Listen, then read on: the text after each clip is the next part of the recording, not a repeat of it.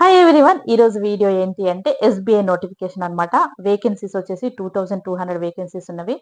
మీరు online application last date వచ్చేసి 18th ఫిబ్రవరి అన్నమాట. అంటే ఆల్మోస్ట్ ఒక 18 డేస్ మనకు టైం ఉంది. అందుకే నేను ముందు పెడుతున్నాను. ఎస్బీఐ నోటిఫికేషన్ 2200 నోటిఫికేషన్స్ అయితే మన తెలంగాణ, ఆంధ్రకు సెపరేట్ గా ఉన్నవి. ప్లస్ ఇంకా వేరే స్టేట్స్ కలిపి ఉన్నాయి అనమాట. సో మన హైదరాబాద్ కి ఎన్ని వేకెన్సీస్ ఉన్నవి అనేది కూడా మనము చూద్దాము. ఇప్పుడు ఒకసారి వెబ్సైట్ ఓపెన్ చేసి చూపిస్తాను చూడండి. ఎస్బీఐ నోటిఫికేషన్ కదా. సో ఈ నోటిఫికేషన్ కు ఇలా మనకు రీసెంట్ గా వచ్చిన ఇది నోటిఫికేషన్ అన్నమాట. ఇలా మనము స్క్రోల్ చేస్తూ కొంచెం ముందుకు వెళ్తే ఇక్కడ అన్ని మనకు నోటిఫికేషన్స్ కనిపిస్తుంది. అంటే రీసెంట్ గా వచ్చింది ఇది 29th ఫస్ట్ 2026 లో last date application 18th second ఫిబ్రవరి 2026 అన్నమాట. ఇప్పుడు మనం ఏం చేయాలంటే ఈ recruitment and circle based officer అన్నమాట ఇది. సో దీన్ని మనం ఒక్కసారి ఇలా క్లిక్ చేయాలి.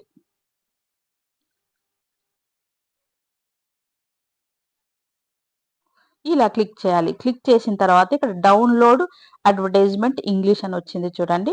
సో ఇక్కడ మనం ఏం చేయాలి, ఇక్కడ ఒకసారి క్లిక్ చేస్తే ఇక్కడ SBI state bank of India కనిపిస్తుంది కదా.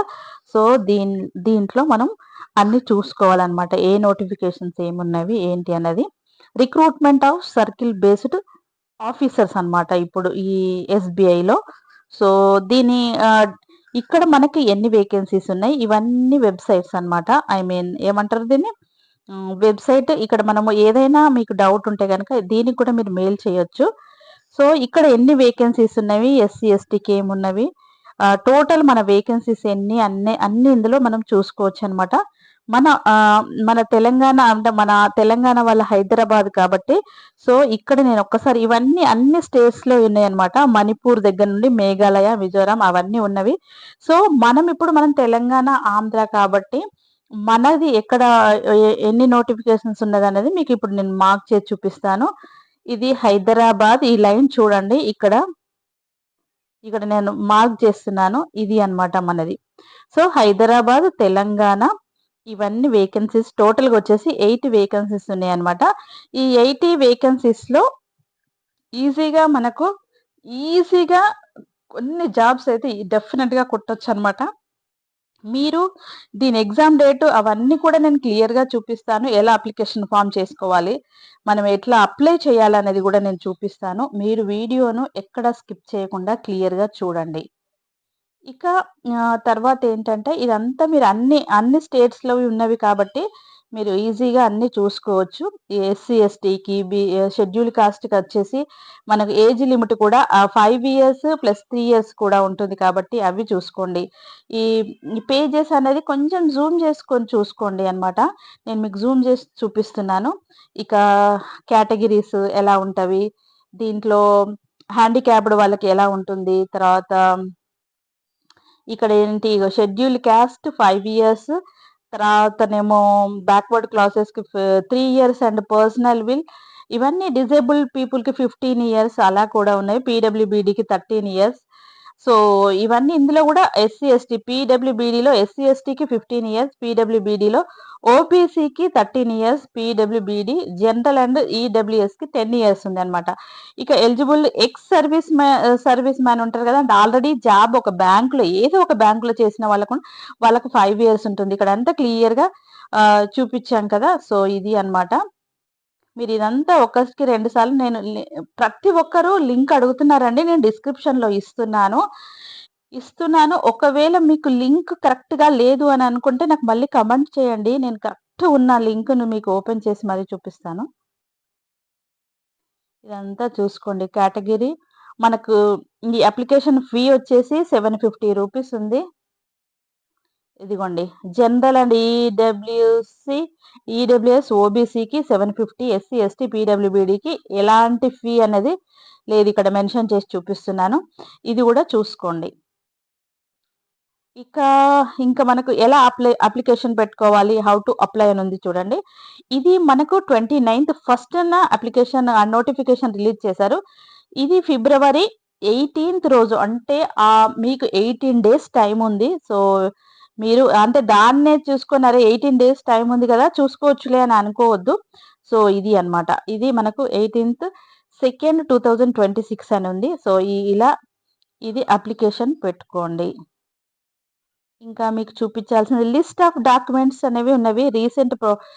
మనము ఈ డాక్యుమెంట్స్ అక్కడికి తీసుకెళ్ళాలి అనేది రీసెంట్ ఫోటోగ్రాఫ్ ఉండాలి కంపల్సరీ. సిగ్నేచర్ ఉండాలి. తర్వాత వచ్చేసి లెఫ్ట్ థంబ్ ఇంప్రెషన్ ఉండాలన్నమాట. హ్యాండ్ రిటన్ డిక్లరేషన్ ఉండాలి. ఐడి ప్రూఫ్స్ అంటే పీడిఎఫ్ ఏదైనా ఉండాలి. Proof of date of birth PDF ఉండాలి. అంటే date of birth certificates. So job profile ఉండాలి. ఆల్రెడీ మీరు జాబ్ చేసిన వాళ్ళు ఉంటే ఆ జాబ్కి సంబంధించిన ప్రొఫైల్ ఒక పీడిఎఫ్ ఉండాలి. ఇవన్నీ పీడిఎఫ్ రూపంలోనే ఉండాలి. ఇవన్నీ మనం ఆన్లైన్లోనే అప్లికేషన్ పెట్టుకుంటాం కాబట్టి సో అందుకని చెప్పేసి నేను అంటున్నాను. బ్రీఫ్ రెజ్యూమ్ అన్నమాట. మనం ఎంత క్లియర్గా రెజ్యూమ్లో మెన్షన్ చేస్తే వాళ్ళకి అర్థమైపోతుంది కదా. ఈ రెజ్యూమ్ చూడగానే ఓహో వీళ్ళు ఇంత పర్ఫెక్ట్గా ఉన్నారనేది అర్థమయ్యేటట్టు ఉండాలి రెజ్యూమ్ అనేది.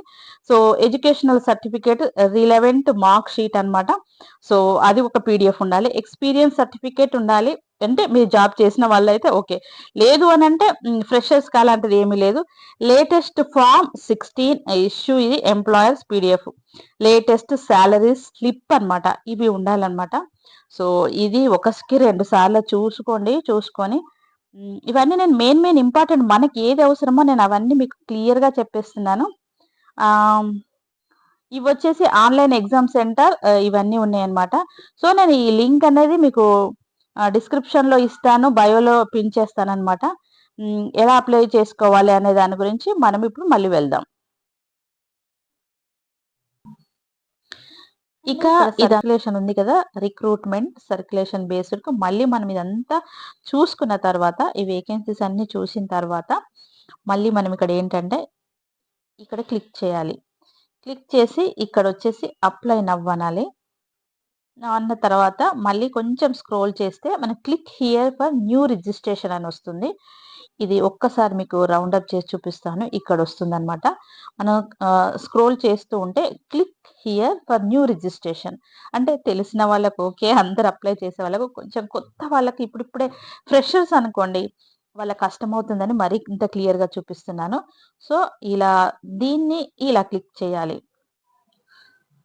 ఇక్కడ ఇది క్లిక్ చేయాలి. క్లిక్ చేసిన తర్వాత అండర్‌స్టాండ్ అండ్ అగ్రీ అని వస్తది. ఇక్కడ క్లిక్ చేస్తే మనకి ఇవన్నీ కనిపిస్తూ ఉంటాయి. Basic information, photo and signature, details, preview, updates, payment ఇవన్నీ వస్తుంటాయి అన్నమాట. ఇక basic information click here for అనేది వస్తుంది.